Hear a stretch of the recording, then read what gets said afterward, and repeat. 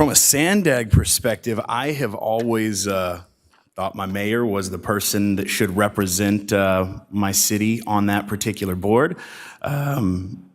Whether it's agreed on or not, I feel like even just recently, the majority of our city, all 4 districts, elected John Franklin to be the voice of our city and the mayor of our city. You are our mayor, you were elected by the majority, and you should be representing us up there. That's my feeling. I would like to serve on SANDAG. I think that there's a lot of assets that I would bring to that position. When it comes to a balanced approach, I think I wouldn't include widening the 78 in that balanced approach. And so regardless of our position, whether we're elected in our districts or as mayor, I don't think that it should be one or the other. With that being said, though, I would support Katie just because, or I'm sorry, Councilmember Melendez, simply because I have worked with her. You know, I would just offer, I don't know if there's any room for persuasion or not, but I would offer, I don't know who on this council has depended on public transportation for multiple years of their life and career, but I have. I rode 2 buses and a train every day for multiple years. One of the things that clearly we disagree on, because we had a vote, Councilmember O'Donnell's brand new tonight, didn't have a chance to vote on it. I look forward to hearing his thoughts on the subject, but the road user charge is still a part of the 2021 regional plan.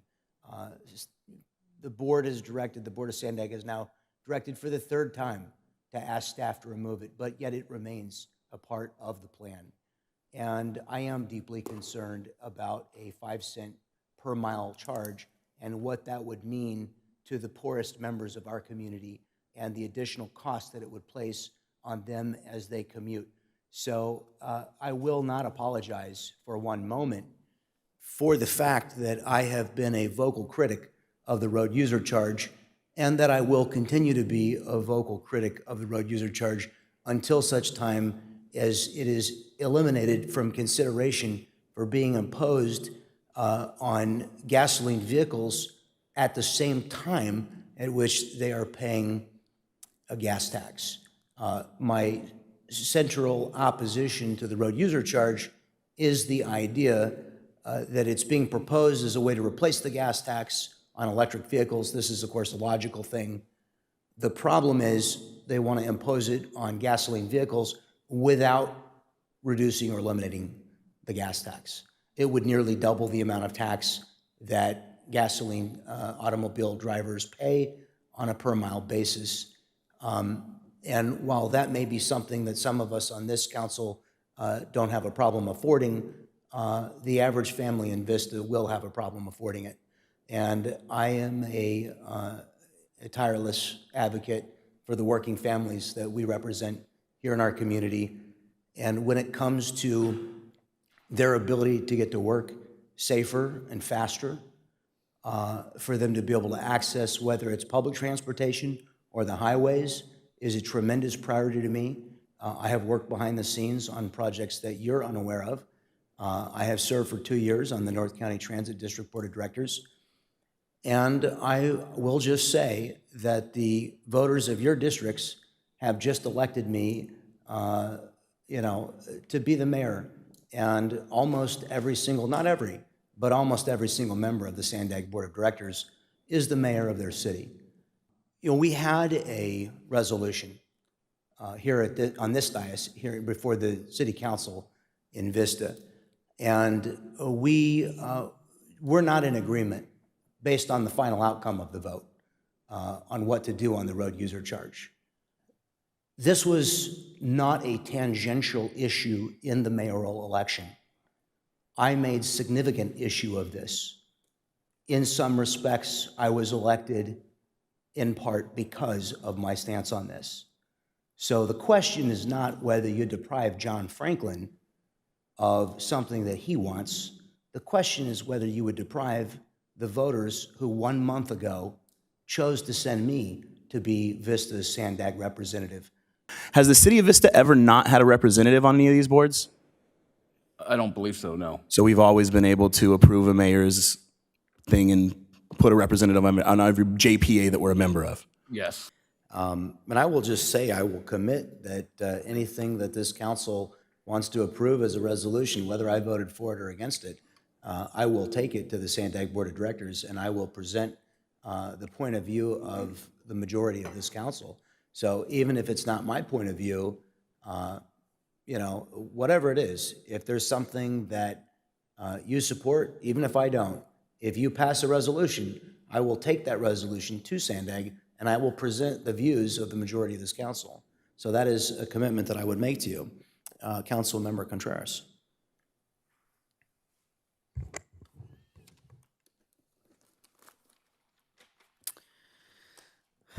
Yeah, I just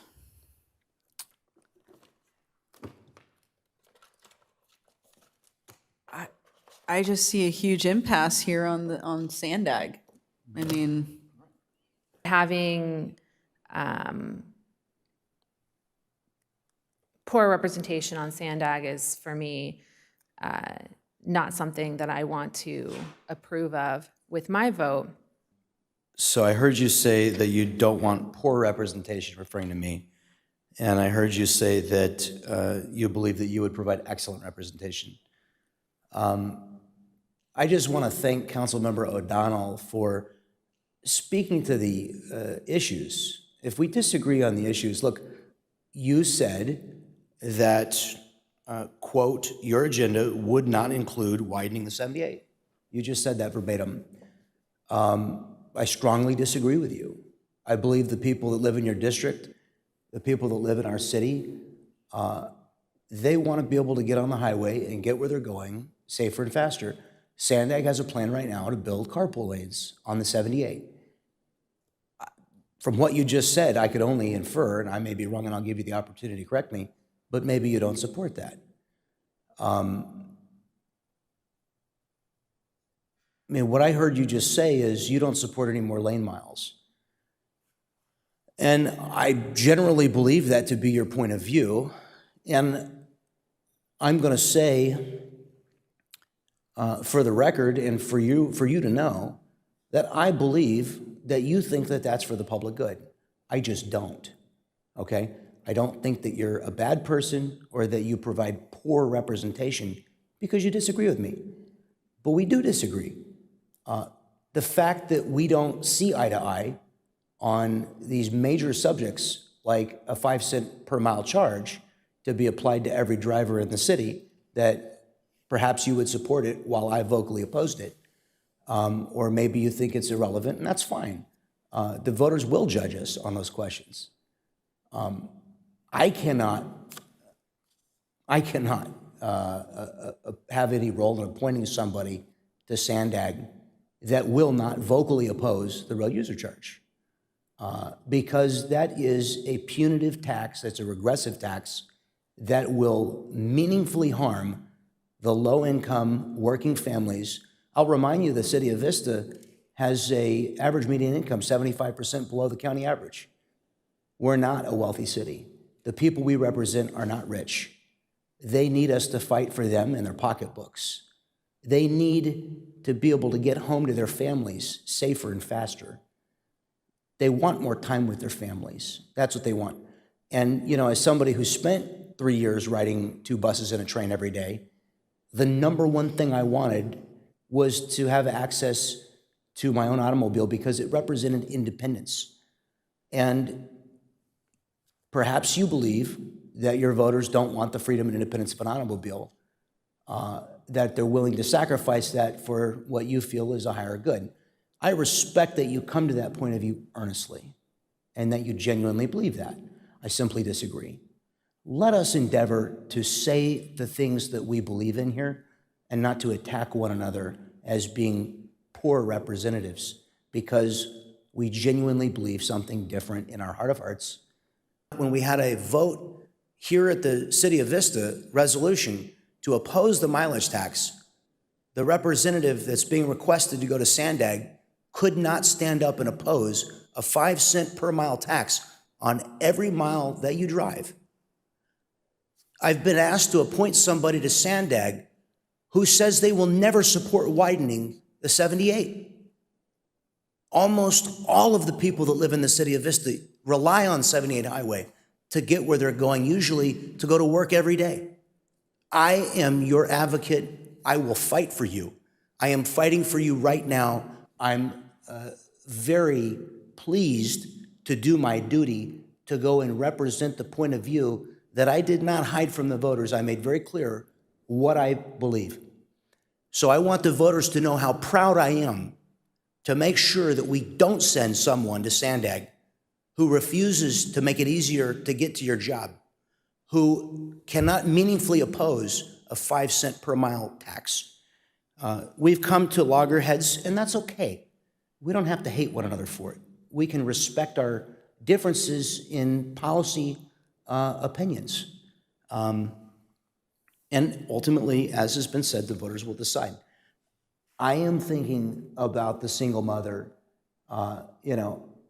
I have, I'm not going to get into competition with anybody here, but I've dug in the couch because I couldn't, there have been many times in my life I could not afford to fill my gas tank, okay? I lived in apartments all of my life that were very small. I lived in an apartment when I came to Vista, Thank God I met my wife and I was blessed to be able to buy a house, but, I'm not some multimillionaire monopoly tycoon. I'm a regular guy.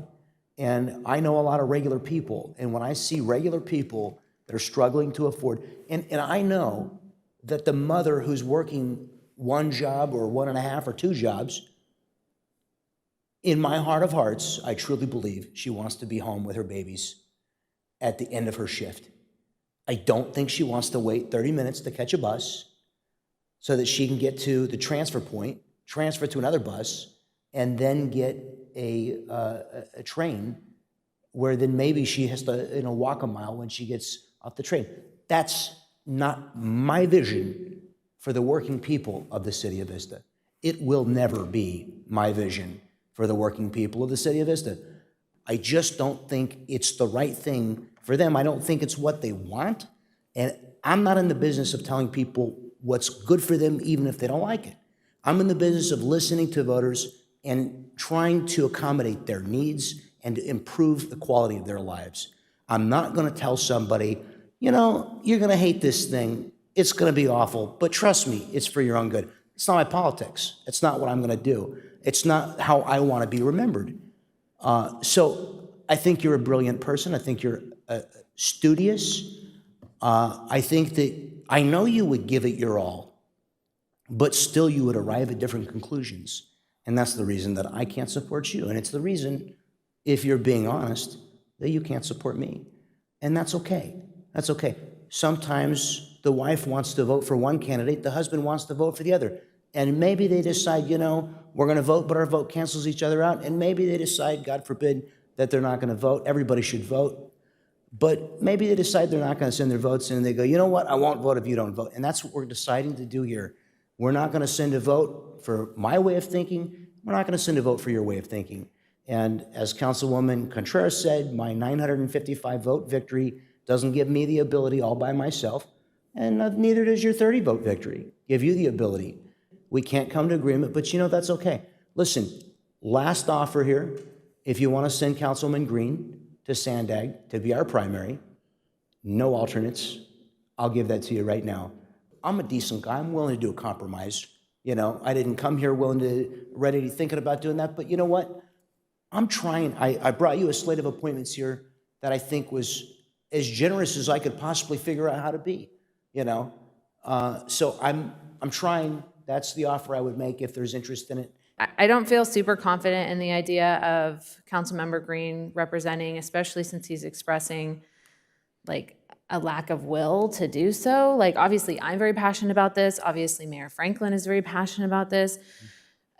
Councilmember Green doesn't seem very passionate about it. And it seems like I can only imagine that he wanted you to represent, but he's just basically going in your proxy, right?